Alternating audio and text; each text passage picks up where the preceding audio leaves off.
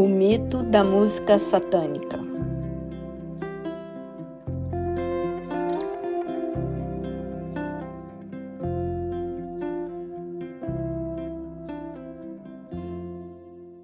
Uma das teorias mais comumente aceitas sobre o diabo é a teoria de que ele era líder de adoração. Como outras suposições falsas, ela rouba a glória de Deus e a dignidade do homem. Essa teoria afirma que Satanás, antes de sua queda, era o líder de adoração no céu. Muitas pessoas chegam a extremos extravagantes na tentativa de descrever quem ele era e qual era a sua função. Essa teoria toma o versículo que diz: "Tu és o querubim ungido que cobre", Ezequiel 28:14, e dá um salto quântico para dizer: Satanás cobriu o trono de Deus. Essa suposição comumente aceita não é apoiada por nenhuma escritura, mas, como todas as suposições, uma vez aceitas como verdadeiras, elas alteram a maneira como vemos outras coisas. Ezequiel 28:13 diz: "A obra dos teus tamborins e dos teus pífanos foi preparada em ti."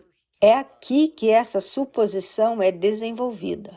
Como flautas e tambores são instrumentos musicais, presume-se que ele era um instrumento musical vivo que existia para louvar e adorar a Deus.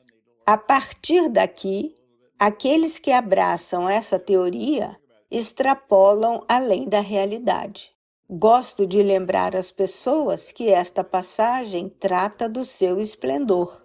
Ela se esforça muito para descrever as pedras preciosas que o cobriam.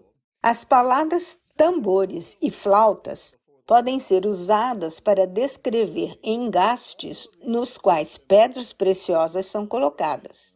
A palavra tamborete é mais comumente traduzida como tambor, mas, nesse contexto, usaria a segunda tradução como engaste para uma pedra preciosa.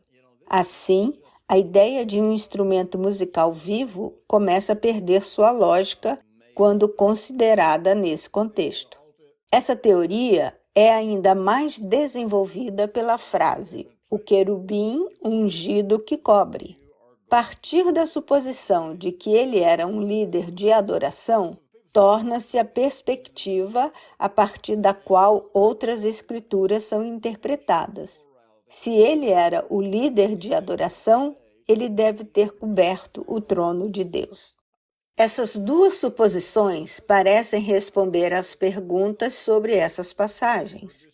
À luz da teoria anteriormente aceita, faz sentido. Essa teoria, no entanto, apresenta uma imagem de Satanás que o torna mais próximo de Deus do que qualquer pessoa no céu.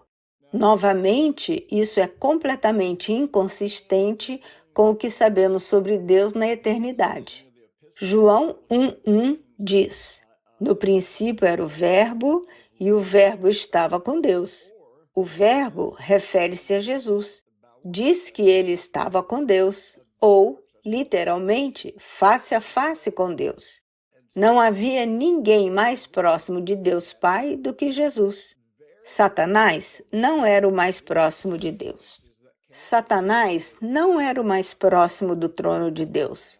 Colocar Satanás nesse relacionamento íntimo com Deus destrona o Senhor Jesus.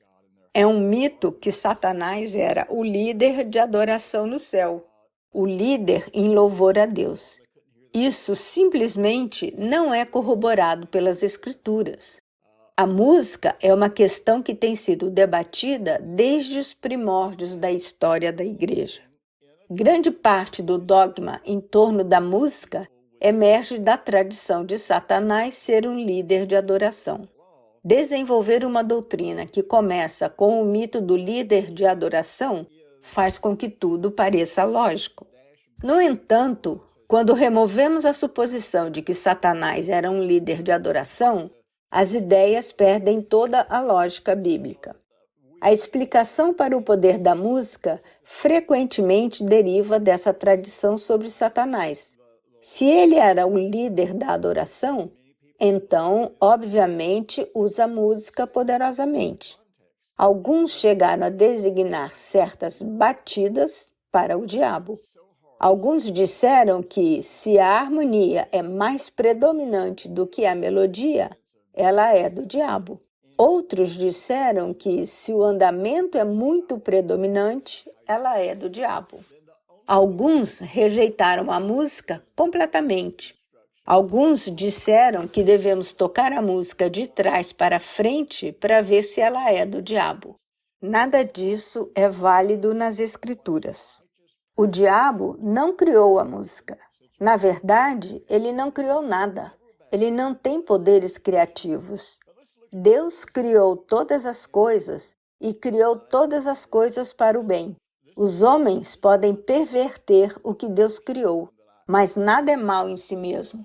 Somente um coração perverso pode fazer algo perverso.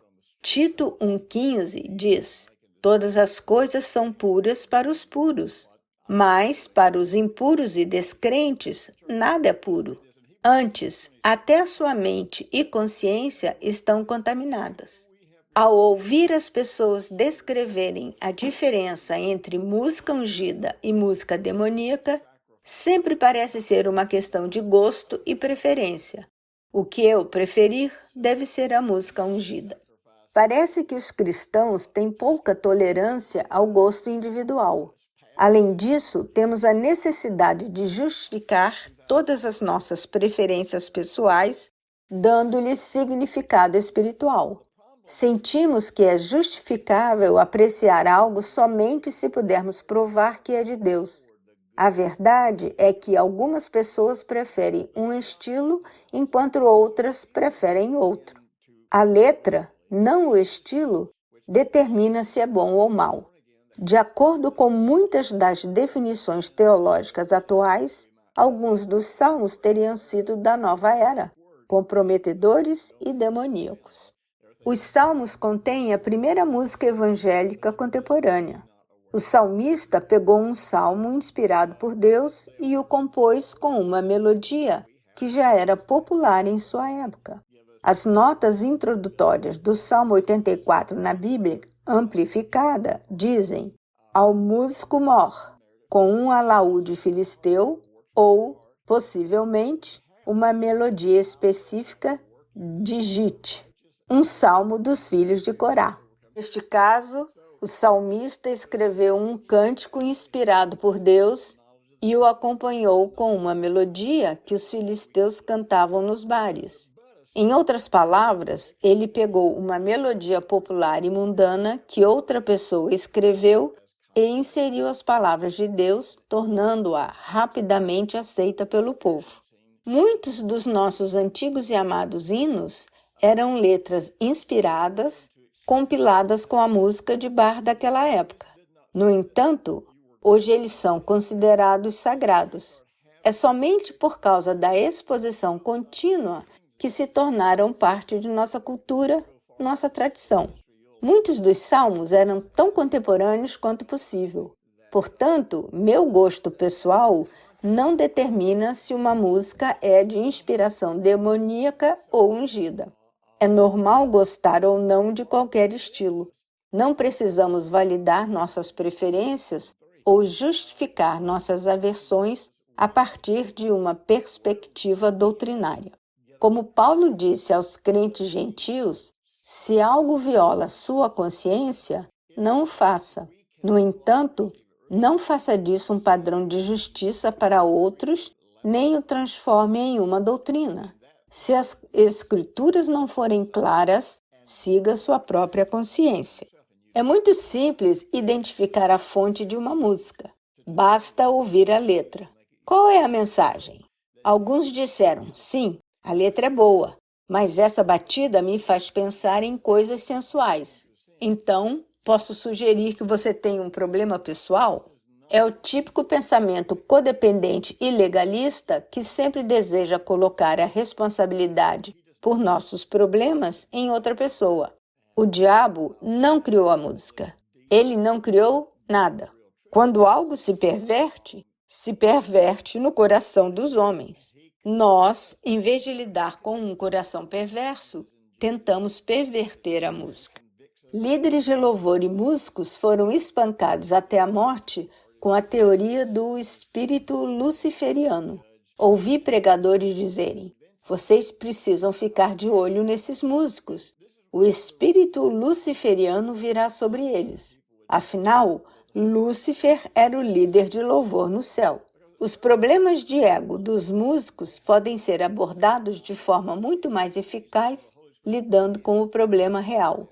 Há pouco valor em criar conceitos superespirituais que servem apenas para condenar e destruir.